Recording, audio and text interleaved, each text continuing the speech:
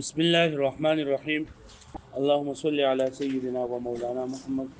وعلى ال سيدنا ومولانا محمد وبارك وسلم وصل عليه. رب زدني علما، رب اشرح لي صدري ويسر لي امري واحلل عقدة من لساني يفقهوا قولي. نو منګه د اسماء متعلق با شروع کړو. اسماء عامله دیتا وای منګه شروع کړو. پای کې په منګه د مصدر باس کړو. په مصدر کې منګه دا سلوک به خبرې کړې. اول منګه د مصدر تعریف کړو. لغوي معنی مصدر په معنی زید صادرېدو، او په اصطلاح کې مصدر هغه اسم ته وایي چې صرف په وصف باندې یعنی په حدث باندې دلالت کوي. او د دې نه اسماء او اشتق اسماء او افعال مشتقي. افعال ته بلا واسطه او اسماء ته بل واسطه. بیا موږ ویلو چې اوزان د ثلاثي مجرد وکړه. اوزان د ثلاثي مجرد دا سماعي دي چې د قیاس سره د دې سره تعلق نشته دی چې ما تفصیل المستقل کې 44 ذکر کړی. او د غیر ثلاثي مجردونه چې کم باب ته د هغه باب په وزن باندې دی هغه مصدر راځي. بیا موږ مصدر عمل کوي کنه کوي. مصدر عمل کوي خو د دې عمل کول لپاره شرط دا دی چې دا به مفعول مطلق نه وي. چې مصدر مفعول مطلق نه دا به عمل کوي. څه عمل وکړي؟ د خپل فعل په شان عمل وکړي. که فعل لازمي وو د فعل لازمي و درې نو بیا به د صرف فاعل رفع ور کوي. او کله مصدر فعل متعدی وو نو بیا به فاعل لره رفع او مفعول به لره نصب ور کوي. بیا موږ ویلو مصدر عامل له او عامل ضعیف ته کله دې معمولات په ترتیب کې وینو عمل کولای شي، او کله دې معمولات په ترتیب کې نه وي یعنی دا مصدر په دې فعل باندې ورستو شو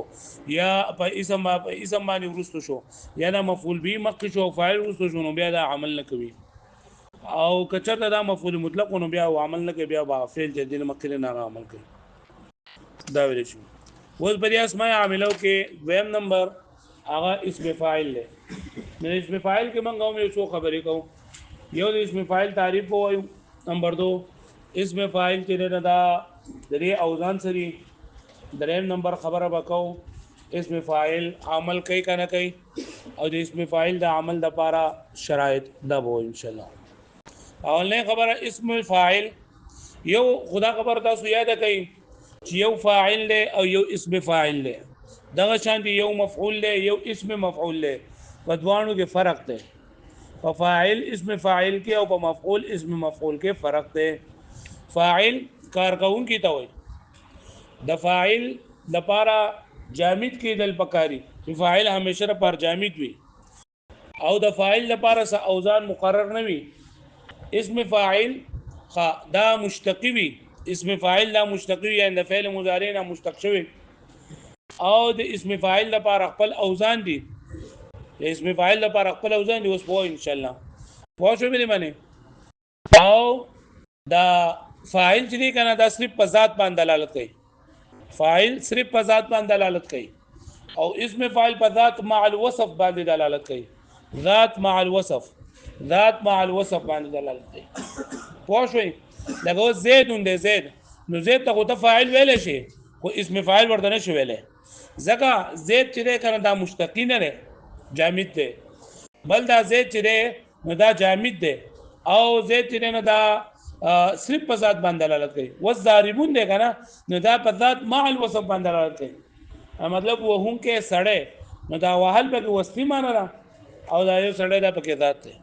په دې باندې پوه شئ. نو په فاعل په اسم فاعل دغه شی په مفعول اسم مفعول کوم دغه فرق دی چې مفعول چې نه دا مشتقی نه وي، جامد وي. مفعول د چا نه راوتلی نه وي. اسم مفعول لپاره مشتق پکار مشتق کېدل پکار دي، او دغه شان د اسم مفعول لپاره خپل اوزان مقرر دي. پوه شئ څنګه چې د اسم فاعل لپاره اوزان دغه شان د اسم مفعول لپاره اوزان دي.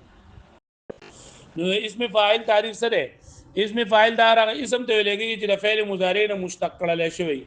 یعنی د فعل مضارع نه راوتلی د پاره د دې چې دلالت وکړي په داسې ذات باندې چې دا معنی مصدری په هغه پورې قائم وي په طریقې د حدوث باندې. چې معنی مصدری په هغه پورې قائم وي په طریقې د حدوث باندې. اسم فاعل دا هغه اسم ته لګي چې د فعل مضارع نه مشتق شوی د پاره د دې چې دلالت وکړي په هغه ذات باندې چې دا فعل په هغه پورې قائم وي په طریقه د حدوث. یو طریقه حدوث ته، یو طریقه ثبوت ته. ثبوت حدوث او ثبوت صفت مشبه دغه شان تعریف ته څنګه موږ دا وکړو چې هر هغه اسم دی لګي فعل مضارع نه مشتق شوی د پاره دلالت کې په غدات باندې چې معنا مصدری په پورې قائم په طریقه د حدوث باندې او په صفت مشبثه به موږ د خبره کو په طریقه د ثبوت او دلته کو طریقه د حدوث سبق من ان شاء الله راشي نو حدوث او ثبوت څه ته وایي حدوث دي ته وایي کنه عارضی تور باندې چې یو کار د مخ کې نه نوي د لک ساعت د پاره وي او بیا ختم شي او ثبوت دي ته وایي چې یو پیر وسره یو ځای شنو هغه همیشه لپاره وي لکه اوس د څه خپل په قلاره باندې سي معلومات زاربون نه وي او کزه د الګ تراواله ما وهل شروع کوم معلومات بیا و چیر دا زارب دي نو دا مصدر دغه معنی ده حدوثي معنی ده یعنی چې کله وصل لك ناس یې وکړه نو ما ته قائمون ویل شي ما ته بسوي قاعد وذا ولړي نو څه ویل کېږي قائمون وي او کدی وس کې ناستل نو بیا ورته قائم ویل کېږي نو دا په طریقه د حدوث معنی دارا چې دا کم لږ وخت لپاره بیا ختم شي عارضی معنی او ثبوتی دا نه چې هغه همیشه لپاره لکه ته حسن د صفت مشبهه حسن معنی دا خيستا نو که یو سړی وړو کې د جوم خيسته او کمشه د جوم خيسته کملاس د جوم خيسته او کراس د جوم خيسته که هر څه حالت کې لري خدای عدل د حسن زینا نه دا د طریقه ثبوت دی پوه شو مې باندې نو اسم فاعل څه ته وایي هر هغه اسم ته ویل کېږي چې د فعل مضارع نه مشتق شوی د فعل مضارع نه هغه ته خو مخکې ما ته وایي چې د مصدر نه دار سره ودري نو د مصدر نه دار وتل خو بل واسطه ا د فعل مضارع نه راوتل بلا واسطه د سره د پاره دی چې دلالت وکړي په هغه ذات باندې چې معنی مصدری په هغه پورې قائم وي په طریقې د حدوث باندې دا خبره به زده شي ویمه خبره ده د اسم فاعل اوزان اسم فاعل د ثلاثي مجردنا تاسو اسم فاعل ولا قانون بروز کول ویلې په دې مسائل کې هم ویلې چې اسم فاعل د ثلاثي مجردنا د فاعل بوزن باندې راځي غالبا د فاعل بوزن باندې راځي غالبا بیا بریکټ کې تاسو لیکلو بروز کول چې د غالبا قید لګولو فائدہ ده چې کله کله اسم فاعل د فاعل بوزن باندې هم راځي لګره کرومه کرومونه کریم هل ته ویلو کنه ها نو د اسم فاعل د ثلاثي مجردنا پس وزن باندې راځي د فاعل په باندې مرضی غالبا پوه شو باندې لکه کروما یکرمنا کریم ناجی د ضربیز لمنصر دي ضارب د نصرین سرونا ناصرون د فتح يفتحنا فاتح او د غیر ثلاثي مجردنا دا راځي د دغه باب د فعل مضارع معلوم په وزن باندې سره د معمولی تبدیلینا معمولی تبدیلی دا ده چې علامت مضارع به حذف کو د دې په دې باندې میم مضموم ولګو ما قبل الاخر له کسرور کو په اخر کې به تنوین تمکن جاری کو لکه یکرمو ده یکرمو نو یکرمونه بیا لري کو د یکرمونه بیا لري کو او اخر کې به تنوین جاری کو ته ما قبل اخر مکسور ده مکرمون بشي د یستنصرون مستنصرون د یستخرجون مستخرجون پوه شو مې معنی آسان ده نو دوه خبرې موږ وکړې یو د اسم فاعل تعریف موږ وکړو د اسم فاعل په تعریف کې موږ حدوث او د ثبوت وضاحت وکړو چې حدوث څه ته وایي ثبوت څه ته وایي اسم فاعل څه تعریف ده هر هغه اسم ته وایي چې د فعل مضارع نه مشتق شوی د سره بر راغلی د پاره چې دلالت وکړي په داسې ذات باندې چې معنی مصدری په پورې قائموي په طریقې دا خټکه په سره وایي هغه په طریقې د حدوث باندې څنګه چې ما تاسو وی د صفت مشابهه د یو شان تعریف ته او الګ په طریقه د ثبوت او الګ په طریقه زما خبره مې وکړه د اسم فاعل اوزان نو اسم فاعل کچته د ثلاثي مجرد نه راغلی نو غالبا د څه په ځای باندې راځي او کله کله د فاعل په ځای باندې راځي او چې د غیر ثلاثي مجرد نه راغلی نو اسم فاعل به دغه باب د فعل مضارع معلوم په ځای باندې وي سره د معمولی تبدیلی نه معمولی تبدیلی سره خالی دریم نمبر خبره مونږ کو اسم فاعل دا څه عمل کوي اسم فاعل څه عمل کوي نو اسم فاعل چې نه خپل فعل معروف په شان عمل کوي یعنی که فعل لازمی وو نو صرف فاعل ته رفع ور کوي او که فعل متعدی وو نو فاعل طرف او مفعول به ته نصب ور کوي واښوي دا خپل فعل په شان عمل کوي او فعل په شان څه مطلب وو که فعل لازمی وو نو بیا صرف چل کوي فاعل رفع ور کوي او که فعل متعدی وو نو فاعل رفع او مفعول به له نصب ور کوي خود دې اسم فاعل د عمل د پاره دو شرایط دي. د اسم فاعل د عمل د پاره دو شرایط دي. نمبر 1 شرط دا دی چې دا اسم فاعل دا با په معنا د حال او استقبال باندې وي. په معنا د حال او استقبال باندې وي. او دویم نمبر دا دی چې دی په پشپغو سيزونو کو په اوسیس باندې اعتماد کړوي. مطلب دا چې د دینه په پشپغو سيزونو کې اوسیس مخ راغلی. مبتدا قسم ثانی یاد ده کنه؟ مبتدا قسم ثانی دا که سبق ده. مبتدا قسم ثانی ګل ته موږ ویلو. ها دا د اسم فاعل د عمل لپاره چې دا شرطونه دي کنه چې په معنا د حال او استقبال باندې وي او پښپغو سيزونو کې به اوسیس باندې اعتماد کړی. دا غي اسم فاعل چې کم نه کېروي. هغه اسم فاعل چې کم سوي کچته اسم فاعل معرفو یعنی په شروع کې به الف لام راغلو نو بیا دې د عمل لپاره اس قسم شرط نشته ده. پوه شئ دا په اخر کې بیا نو نمبر 1 شرط سره چې دا په معنا د حال او د استقبال باندې وي. په معنا د حال او استقبال باندې وي. دا شرط ولا ولې دی؟ وای دا شرط ولا ځکه دی کنه چې دا اسم فاعل د فعل مضارع سره یو شان دی په الفاظو کې په حروفو کې سره یو شان دی. دا فعل مضارع دا اسم فاعل سره په حروفو کې یو شان دی. ځکه په فعل مضارع کې هم څلور حروف دي په یضربو کې او په ضاربون کوم څو حروف دي؟ څلور حروف دي. دغه شان دی په یضربو کې درې متحرک او یو ساکن دی. په ضاربون کې هم یو درې متحرک او یو پکې سره ساکن دی. نو په حروف او سکناتو کې دا فعل مضارع د اسم فاعل په شان دی. نو د پاره د دې چې دا اسم فاعل د دې فعل مضارع سره مشابهت قوي شي نو فعل مضارع په حال او په استقبال په معنا باندې دی نو اسم فاعل هم په معنا د حال او استقبال باندې وي. په فعل مضارع کې د حال او استقبال معنا پرته کنا نو دا اسم فاعل کې چې هم د حال او استقبال معنا موجود وي نو د دې د فعل مضارع سره مشابهت ډیر شي نو دا خپل فعل عمل به بیا ځکه کوي. پوه شو به نه مانی دا پوه شو به نه مانی. نمبر 1 شرط سره چې دا په معنا د حال او استقبال باندې دی وجه سره چې د اسم فاعل د فعل مضارع سره مشابهت موجود دی په لفظونو کې او په سکه په حرکاتو کې. نو څنګه چې په فعل مضارع کې د حال او استقبال معنا پرته ده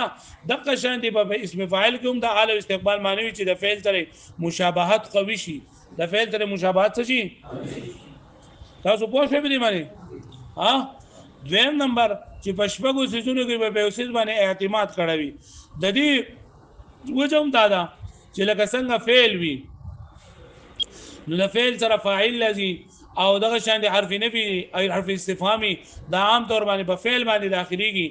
نو چې د دې د فعل سره مشابهت کوي شي نو د دې وجنه په دې شپږو سيزونو کې په اوسیس باندې اعتماد کړي. اشپږ سيزونه کم دي. مبتدا ذو الحال موصوف موصول حمزه استفهام او حرف نفي. واجه مبتدا موصوف موصول او ذو الحال او حرف نفي او حرف استفهام. واجه معنی معنی دې کتاب ته ګوره په کتاب کې په جمع باندې وایي ترکیب قوزه دغه ځای نو شروع شي. فصل اسم الفاعل اسم مشتق من فعل. دا هغه اسم دی چې راوتلوي د سنا د فعل نه کوم فعل نه لکه يدل د پاره د دې چې دلالت وکي على من قام به الفعل په هغه چا باندې چې دا فعل باغه پورې قائم وي بمعنى الحدوث په معنا دا حدوث باندې قام به الفعل وي په دې سره د اسم مفعول له احتراز راغی. اوس وایي اسم مفعول هغه ته چې دا فعل د فاعل لا فعل باغه باندې واقع شوی قائم وزر نه واقع شوی په او بمعنى حدوث وي نو بمعنى حدوث سره په دې سره احتراز راغی رسنه دا صفت مشبهه ځکه په صفت مشبهه کې په ثبوت والا معنی وي. جو خبره اسم مشتق من فعل دا هغه اسم ته وي چې راوتلی وي د فعل مضارع نه د سره لپاره يدل على من قام به الفعل د پاره چې دلالت وکړي په هغه ذات باندې چې فعل په پوره قائم په طریقې د حدوث باندې. دیمه خبره کو د اوزان متعلق وصيغته من الثلاثي المجرد او اوزان د دې ثلاثي مجرد نه على وزن فاعل وزن فاعل باندې راځي لکه ضاربون شو ناصرون شو. ومن غيره او غير ثلاثي مجرد نه على صيغه المضارع من ذلك الفعل دغه فعل د مضارع معلوم په وزن باندې سره د معمول تبدیلی نه تبدیلی سره وي بميم مضموم مكان الحرف المضارعه چې د حرف مضارعات په ځای باندې حرف مضارعات یعنی حروف اتین حروف اتین حروف مضارعات یو شی دی د دې بدای باندې ممی مضموم ولګاو وکسر ما قبل الاخره کوم ما قبل الاخره باندې کسر نو کسر ولګاو او په اخره کې به تنوین تمکن جاری کو تنوین تمکن یعنی هرغه تنوین چې اسم متمکن په اخره کې راغلی وي لکه مدخلون او مستخرجون یاد بشي دریم نمبر خبره وهو يعمل عمل فعله المعروف او دا اسم فاعل عمل کوي د خپل فعل معروف د عمل په شان دی فعل معروف څه مطلب وو چې فعل معلومي کنه کفا څه عمل وکړي کفاعل د فعل لازمي وو نو فاعل ربا رفع ور کوي او کچرته مفعول دا متعدی نو بیا ما فاعل ربا رفع مفعول ربا لکه مثال سره ومن يكتمها فانه آثم قلبه نو آثم اسم فاعل له قلبه مرکب اضافي له پر فاعل له او قلبهم باسط ذراعيه باسط اسم فاعل هو ضمير بعد فاعل ذراعيه مفعول به منصوب ما غصه کارونه کته د ترکیبونو تاسو لیکل له وګورم وهو يعمل عمل فعل المعروف ان كان بمعنى الحال والاستقبال خو شرط ولدار چې دا په معنا د حال او استقبال باندې وي او دا شرط ولا ولې دی چې د فعل د اسم فاعل د مضارع سره مشابهت قوي شي سره شي قوي شي لکه په حرکات او سکنات کو یو شان دي او په حروف کو یو شان دي په الفاظو کې او چې بدای کې یو شان دي شي په معنا کې پوه شئ ومعتمدن او دویم نمبر شرط دا چې ومعتمدن علی المبتدا او اعتماد به کړي په مبتدا باندې لکه زید قائم ابوه ترکیب زنه شم کولای را زید مبتدا دا قائم اسم فاعل صيغه اسم فاعل ابوه مرکب اضافي دا ولا سره فاعل نو ګوره دلته دا قائمون دا فعل لازمي ده که متعدی ده فعل لازمي ده نو فاعل لري رفع ور کړی دا چې هغه څه شری ابوه او دلته په مبتدا باندې اعتماد کړی ده اعتماد مطلب دا چې مکه بدیه مبتدا راغلی وي یا به مکه موصوف موصول او یا به ذل حال راغلی وي یا او ذل حال یا به ذل حال راغلی وي ذل حال لك جاءني زيد ضاربا ابوه عمرا جاءني زيد ضاربا ابوه عمرا ستر کې بکوما نه کنه دغړو بيزو په شان نه صحیح جاء سره فعل نون سره وقایا یا ضمیر منصوب متصل مفعول به زید ذو الحال زید سره ضاربا اسم فاعل ابوه مرکب اضافي دا فاعل او امرا پدې مثال کې دا اسم فاعل پکې څه شی دی فعل څه شی دی جاء دی پکې که ابوه دی پکې که ضاربون دی پکې څه شی دی اسم فاعل ضاربا پکې اسم فاعل له فعل لازمي نه که متعدی دی د دې فعل متعدی دی نو څه عمل کړی دی ابوه فاعل لري رفع ور کړی دا او امرا مفعول لري نصب ور کړی دی هلکه پوه شوئ نو ذل حال سره خپل حال نه داسه شو فاعل شو د چا لپاره او الموصول یا به په موصول باندې اعتماد کړی وي یعنی مخکې به موصول راغلی وي لکه مررت بالضارب ابوه عمرا ترکیبو مررت فعل له ضمیر مرفوع متصل بارز فاعل او باہر پہ الضارب کے الف لام بمعنى دا الذي او الضارب اسم مفعول اسم فاعل او ابوه مرکب اضافي فاعل او عمرا مفعول به اسم فاعل سره خپل فاعل او مفعول نه مجرور شو دا ماسله شو دا موصول سره خپل سلینا مجرور شو دا باجر او جر مجرور ظرفه لا متعلق شو بچا پوره او الموصوف یا به اعتماد کړي په سمانه لکه عندي رجل ضارب ابو عمرا فعندي کما ته خبره کړو چې عندي به همیشه لپاره څه جوړيږي مفعول فيه د چا لپاره د ثبت فعل محذوف لپاره سره لپاره د ثبت فعل محذوف سره خپل فاعل مفعول فيه نه خبر مقدم رجل موصوف ضارب اسم فاعل ابوه مرکب اضافي فاعل او عمرا مفعول به دا اسم فاعل سره خپل فاعل مفعول به نه صفت شو د موصوف سره خپل صفت نه مبتدا مؤخر جمله اسمیه خبریه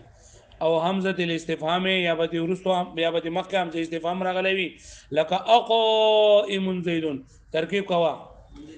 حمزه برای استفهام قائم اسم فاعل زید ولا فاعل اسم فاعل سره خپل فاعل لا جمله فعليه انشائيه شبه جمله انشائيه او حرف النفي يا بدي مكه سره غلبي حرف نفي راغلي ولي ها ما قائم زيد ما قائم تركيبه ما لا فيها وقائم اسم فاعل زيد ولا فاعل الګه پوه شو به دی باندې او دا شرطونه ولولې دي ځکه کنه چې د دې فعل سره د عمل قوي شي دا ولې څلور صورتونه ځکه چې دې اصلي وده جنان دا لګه د فعل سره مشابهت لکه څنګه چې فعل لري مخکې راځي دا شان دي د دې مخکې فعل لازم د فاعل نه مخکې فعل لازم دا شان ده او د حرف نفي او حرف استفهام چې دا عام طور باندې په فعل باندې داخليږي خدا شرطونه هغه دي کنه چې کله دا لکه په معنا دا حال او استقبال باندې وي او کله په شپږ شنو به استعمال کړي او کوم دا فعل ما دغه د سوا اسم فاعل د سو چې بری کې دا په معنا د فعل ماضي باندې په معنا دا فعل ماضي باندې نو په هغه وخت کې بل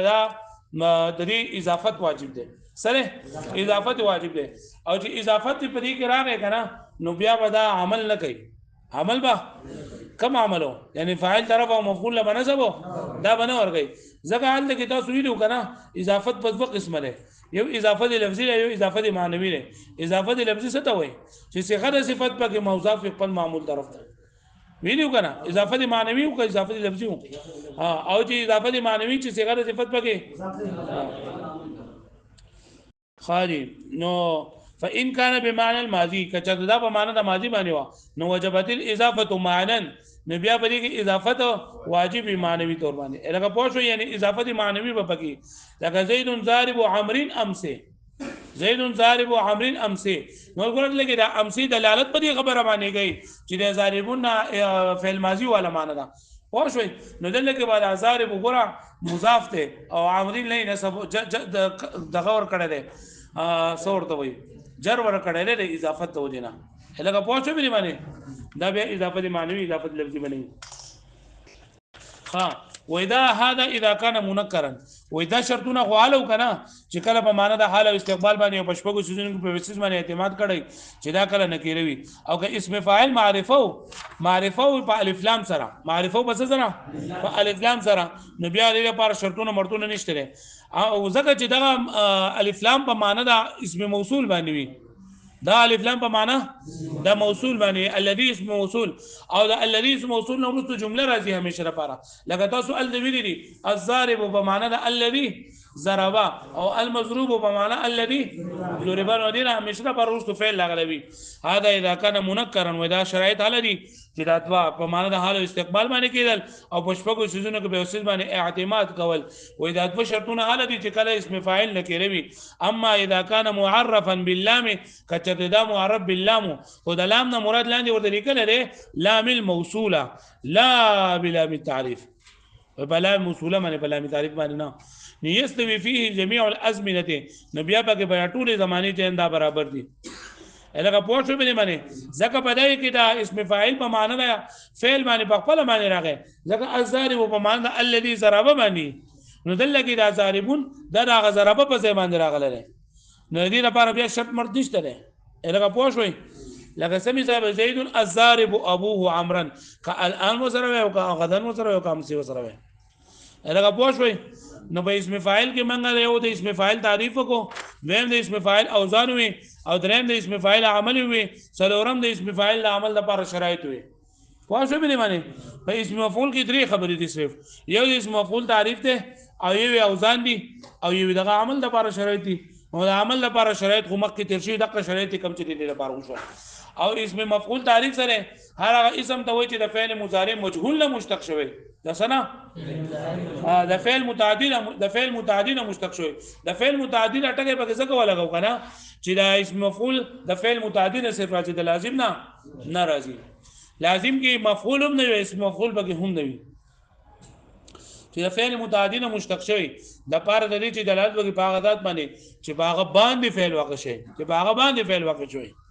الګه پوه شوي الله کوي چې په پورې فعل قائم وي او دلته کوي چې په هغه باندې دا فعل واقع شوی الګه پوه شوي او اوزان د دې ثلاثي مجرد نه د مفعول په وزن باندې راځي مطلقاً د مفعول په وزن باندې راځي څه د مطلقاً قد لګولو فائدہ ده کله دې هر قسم دغه خو چې صرف ثلاثي مجرد وي د مفعول به د باندې بازي علمغه د فاعل به د باندې راځي غالبا د لګي مطلقاً پوه شئ او د غیر ثلاثي مجرد نه راځي د فعل مضارع مجهول په وزن باندې سره د معمولی تبدیل نه ا تبدیلی دار چې علامت مضارع بعد کو د دې په دې باندې میم مضموم لګاو په اخر کې به تنوین تمکن جاری کو بس نور به کې سنا کوم او د اسم مفعول له عمل لپاره حق شرایط کم د اسم فاعل لپاره دي یعنی په معنا د حال استقبال باندې وي او دا شپږو چیزونو په اوسس باندې اعتماد کړی اوس دغه خبره چې دا په دې کې ولګوا لکه دغه مثالونه چې تا وې الګي زید ضارب ابو عمرو دلته زید مضروب ابو عمرو الګي وی وزيد جاءني زيد ضاربا ابو عمرو دلته جاءني زيد مضروب ابو عمرو نشو لکوا وګورم اسم المفعول اسم مشتق من فعل متعد دا هغه اسم ته لګیږي چې دا فعل متعدد او مشتق شوی راوتلی ولی ليدل على من وقع عليه الفعل دا بار د دې چې دلالت وکي په هغه ذات باندې چې دا فاعل دا فعل په هغه باندې واقع شوی دی وصيغته او صيغه د یعنی اوزان د دې فهم او اوزان من مجرد ثلاثي ده ثلاثي مجردنا على وزن مفعول فوزن مفعول باندې برازي لفظا یا تقديرا مطلب دا دی چې یو کلمه به ډایرکټ د مفعول په وزن باندې وي لکه مضروب منصور مأكول او یا تقديرا مطلب دا دی لکه مقول او مرمي مقول په اصل کې څنګه مقبول کوم قاعده ده يقول يبيع ولا هر واو چې متحرک وي ما قبل لري حرف سي ساکن وي نو دا واو حرکت ما قبل ته نقل کول دا بګه واو او یا حرکت ما قبل ته نقل کول او مرمي بعض کې څنګه مرموي وا کم قاعده ده بګه جير سين ولا قاعده چې واو یا په یو کلمه کې رااله ولې ساکن به متحرک ده واو به اثر بل کو یا په حرف مدغم کو مرموي شو بیا اجل انت باندې نو چې نه د حرکت ما قبل د یا ما قبل زموږ په کسر سره بدل کړل مرمي شو نو ګوره دا مرمي غوس دا مفعول وزن نه ده او تقديرا دا مفعول وزن ده لکه مرمي باصل کې څنګه او مبيع باصل کې مبيع خالد مبيع جوړ کړل دی کنه ومن غيره او د ثلاثي مجرد د غیرنا د ثلاثي مجرد د غیرنا یعنی مطلب دا چې غیر ثلاثي مجرد وي لکه اسم الفاعل بشان د اسم فاعل به بفتح ما قبل الاخر چې ما قبل اخر خو دې ته ضرورت ما قبل اخر باندې اسم فتح وي كمدخل لك دخل يدخل نبا مدخل او يستخرج نبا مستخرج ويعمل عمل فعله المجهول او دا به عمل کوي د خپل فعل مجهول له عمل پشان دي فعل مجهول له عمل بالشرائط المذكوره في اسم الفاعل فهغه شرایط سره کوم چې ذکر کړل شي دي بس سره په اسم فاعل کې لکه زید مضروب غلامه الان او غدا او امس لکه پوه شو به معنی ان الله فالق الحب والنوى فالق الحب والنوى بس تركب كما ان الله فالق الحب والنوى